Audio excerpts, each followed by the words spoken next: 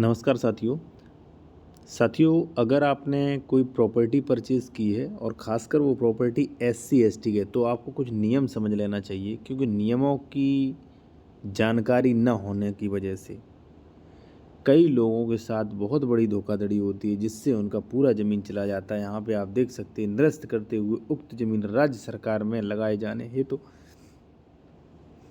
आख्या सेवा में प्रेषित है। आदेश का अंकन हो, यहाँ पे लिखा है 157 का उल्लंघन किया गया था। ठीक है, पूरा ज़मीन राज्य सरकार में चला गया। अब आप थोड़ा नियम समझ लीजिए। हाँ, भले ही आप प्लॉट खरीद रहे हैं, फिर भी सावधान हो जाइए। मैं आपको बताता हूँ। और देखिए, कोई कानूनी सलाह लेना चाह रहे हैं, कोई ज़मीन खरीद रहे हैं, डॉक्यूमेंट्स आपको वेरिफिकेशन करवाना है कि वो ज़मीन सही है कि नहीं, तो कॉन्टैक्ट नंबर वीडियो की डिस्क्रिप्शन में मिल जाएगा।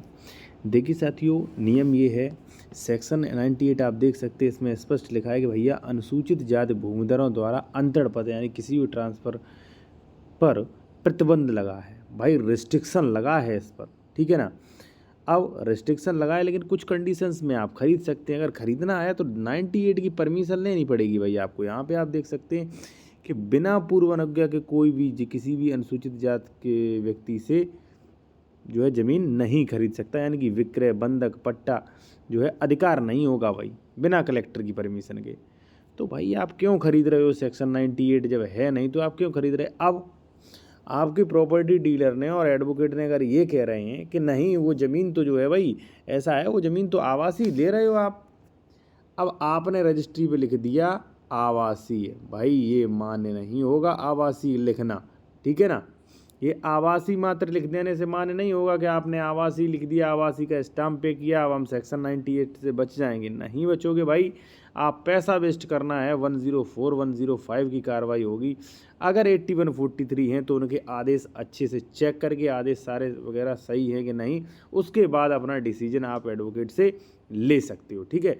अगर आप सोच रहे हैं कि ना 80 है ना 143 है, मान लीजिए 80 नहीं है, 143 नहीं, 98 भी नहीं है, और आपने रजिस्ट्री पे लिखवा दिया आवासीय, तो ये ज़मीन आवासीय की नहीं मानी जाएगी। आपका पूरा पैसा वेस्ट मानिए। 104 105 की कार्यवाही होगी, ठीक है।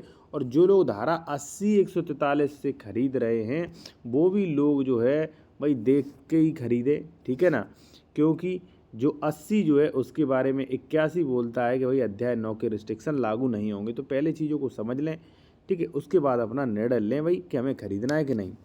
बाकी अगर आप सोच रहे हो कि आपने कुछ भी नहीं करवाया, मात्र उस पर लिखा दिया आवासीय, किसी ने लेखपाल ने आख्या लगा दी, 104 105 की कार्रवाई होगी, ज़मीन राज्य सरकार में निहित होगी, जैसे कि पूर्व में आपने आदेश ये देखा था, ठीक है ना। तो भाई क्यों, जब सारी चीज़ें ऑनलाइन हैं, सब कुछ ऑनलाइन है, तो आप ये चीज़ें मत करिए, ठीक है ना। बाकी आप लीगल कंसल्टेशन या कोई ज़मीन खरीद रहे हैं, खरीद चुके डॉक्यूमेंट्स आपको चेक करवाना, तो कॉन्टैक्ट नंबर वीडियो के डिस्क्रिप्शन में मिल जाएगा। आप बेहतर ढंग से डॉक्यूमेंट चेक करवा सकते हैं कि ज़मीन विवादित, धोखाधड़ी, डबल रजिस्ट्री, अंश से अधिक विक्रय, 14380 ये भी चीज़ चेक करवा सकते हैं।